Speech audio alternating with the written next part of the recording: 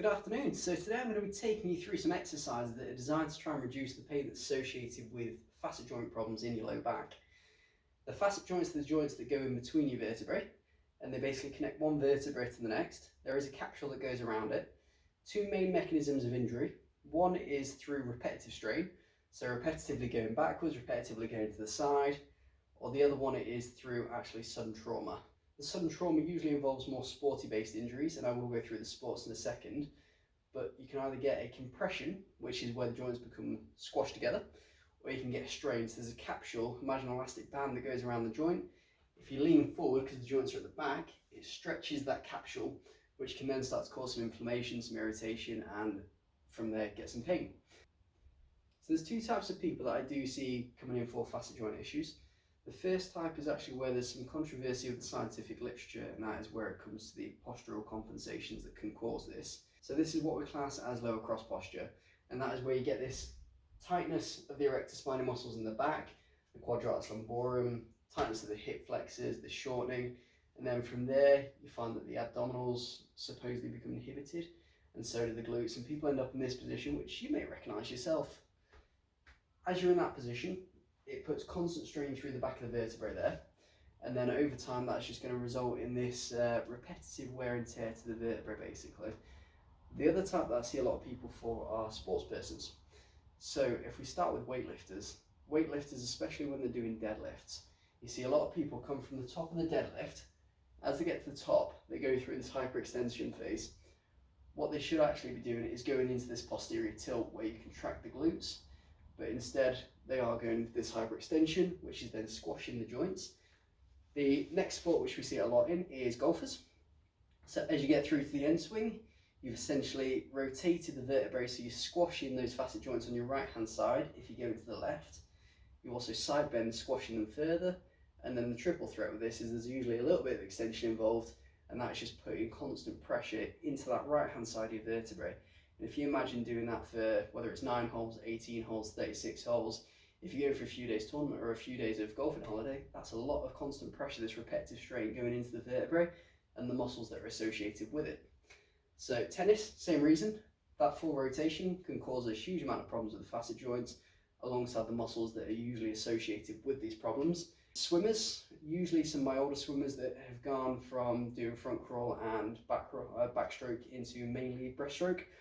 When you're in breaststroke, a lot of people swim with the head out of the water, and as you're in that position, again, it's just arching, it's just loading straight into the facet joints themselves. Main symptoms that are associated with facet joint problems are pain going backwards, pain going in towards the same side, pain going from sitting to standing, and you may also find that laying on your back with your legs flat is quite uncomfortable.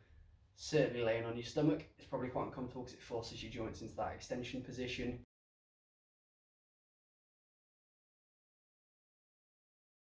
So exercise number 1 is going to involve trying to do some posteriorisation of your pelvis, so the opposite of what I said about the deadlift. Easiest way to do this is make a diamond with your thumb and your forefinger, pop the thumbs onto your belly button, and imagine a marble just in the middle of the diamond. What you're trying to do is get the marble to roll towards your head or roll towards your chest. So you're not lifting your buttocks off to enable that, you're trying to squash your low back further into the floor, into the table, and that's just going to result from the diamond being flat to tilting into that position. Hold it for 3 seconds initially and repeat that 10 times. And then as this becomes easier, you can then hold it for 5 seconds, 6 seconds, 7 seconds. So the second exercise for this is knee hugs. The first stage of it is a single leg knee hug. So you're going to straighten one leg, bring the opposite knee straight up towards you. If you do get any pinching within your groin, you can skip this exercise and move on to the next one. Hold the position there for somewhere between 15 to 20 seconds. Let it relax, take a deep breath in, pull it a little bit closer up to your body, and repeat that 3 times. If you then want to take this up to the next stage, it's going to be double leg knee hugs. So you're going to bring both your knees upwards, pop your hands around your knees, and nice and gently just squeeze your knees up towards your chest. This is just going to create some space in those vertebrae, in those joints that we were talking about. 2 options for this. One is hold it for 15 to 20 seconds. The other is just nice and gently tug, release, tug, release, tug, release. The next exercise we're going to be doing is glute stretches.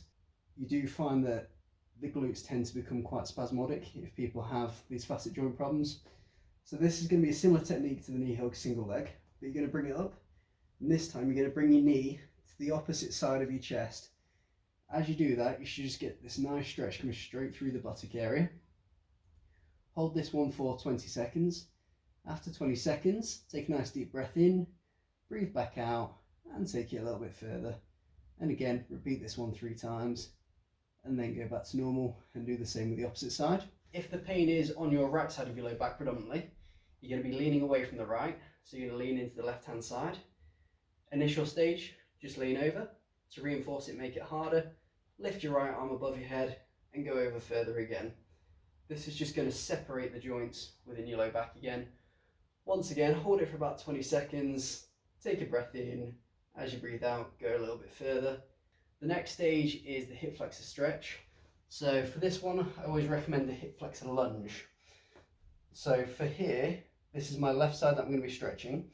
Left leg is behind me, right leg is in front. You want to make sure that you're not arching backwards. You keep a nice straight spine. Lean your whole body forward, and you should get this nice strong stretch straight down the front of the thigh. Again, if you do need to reinforce it, if you are already quite flexible, twist yourself to the opposite side, and that should just make this stretch even stronger. But make sure you're not twisting to cause pain in the low back. It should just be the stretch through the hip. And now finally, the last exercise that you are going to want to do is a little bit of self-massage into the base of your spine. You need a tennis ball, you need a spiky ball, a hockey ball, something like that. If you start with the tennis ball, a bit softer, you may want a pillow underneath your head. Lay onto your back, lift your knees so they're bent, as we say, and then just pop it just to the side of your spine. You don't want it to go into the vertebrae itself, into the bony part, you want it in the muscle.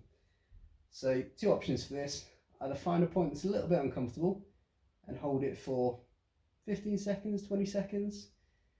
After this, you can move to the next point. Or alternatively, if you have got the mobility, if you are in significant pain, you can either roll from side to side, just trying to gently reduce some of that muscle tension that is going through there,